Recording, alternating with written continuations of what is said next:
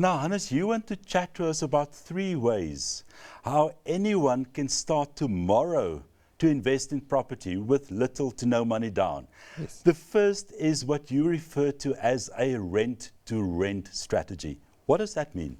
Yeah, and this is actually very popular in other parts of the world. In South Africa, we don't see it very often. And traditionally, I think we're all very aware of that clause in contracts that says you're not allowed to sublet. But if you actually go and speak to landlords and you're transparent with them about what you want to do with the property, they 9 out of 10 times understand the opportunity that lies within it. And we've done a couple of projects like that in Cape Town, for example, where we rented high-profile properties, turned it into short-term letting apartments, where you can rent an apartment at 40 or 50% of the potential income that you can make from it. So in winter months or slower months, you will likely break even or make a small profit, and then in the summer months when it's tourism time, and you can make 20,000-30,000 rand a month on an apartment profit. So just to understand correctly, I go out, I rent an apartment for 10,000 rand. Yeah. I then sublet that apartment for 15,000 rand, and I take 5,000 rand every month as a profit. Yeah, if you let it short term, let's say your average letting rate per night is 1,000 rand. So you would go and let an apartment for 10,000 rand, you'd pay internet, electricity, etc. So your running cost would be approximately 15,000. Worst case scenario, if your base rental is 1,000 rand, if you let on 100%, you're going to make 30,000 rand and 15,000 rand profit. Obviously, as demand increases, the price increases. So it often happens that in season, you're especially in high-profile areas, you're able to charge 2,000 to 3,000 rand a night for the same property, which makes it very, very lucrative. Now, the second strategy that you've identified, where you literally don't need any money, is where you connect a property developer, a landowner, and an investor. It sounds great, but where do you find these people? Yeah, so this is, and that's why I specifically pulled that second parallel where I said, for any business person, your network is really the key to your success. And no property investor or entrepreneur can network enough.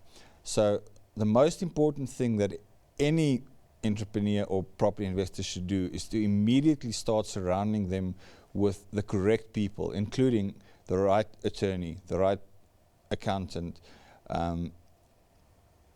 all the key people, property experts, mentors that they can follow.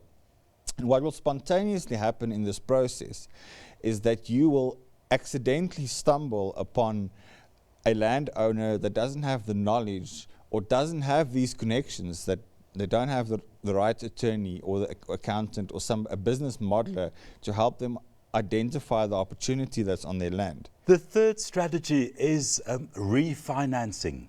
Talk to us about that. Yeah, a lot of us think that we have a house that's paid off and we think of it as an asset, but in reality, we're able to use property as a very safe geared instrument to expand our investment portfolio and use other people's money to make money for yourself.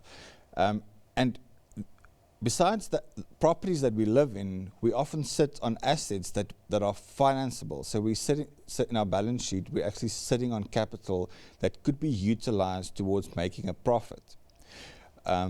Give us examples. A good example would be to refinance the house that you're living in. For example, if you've paid off 50% or 100% of the bond, to utilize that money and gear it according to your income. We know that for every 36,000 rand you earn, you'll qualify for a bond of 1 million. 50% of rental income on any property would count towards helping you get a bond on a second or a third or the fourth property.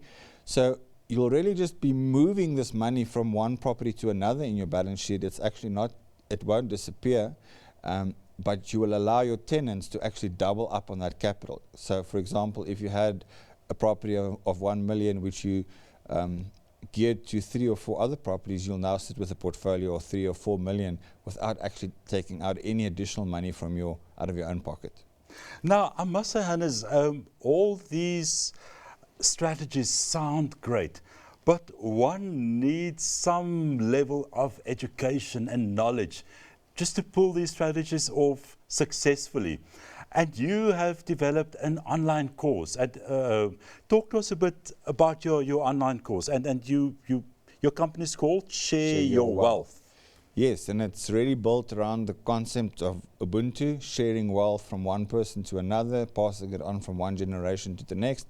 So our whole online platform is built like that, where we have higher level mentors and students that have actually graded themselves as they grow and grow as property investors. And everybody, or most of our students, start off with nothing.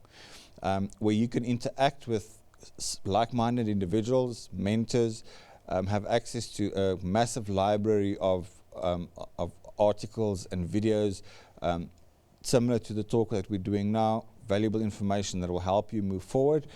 And then most importantly, goal-setting tools and resources like calculators, etc., that will help you plan your journey ahead, or even set your end goal and reverse engineer the steps one by one that you need to follow in order to get there.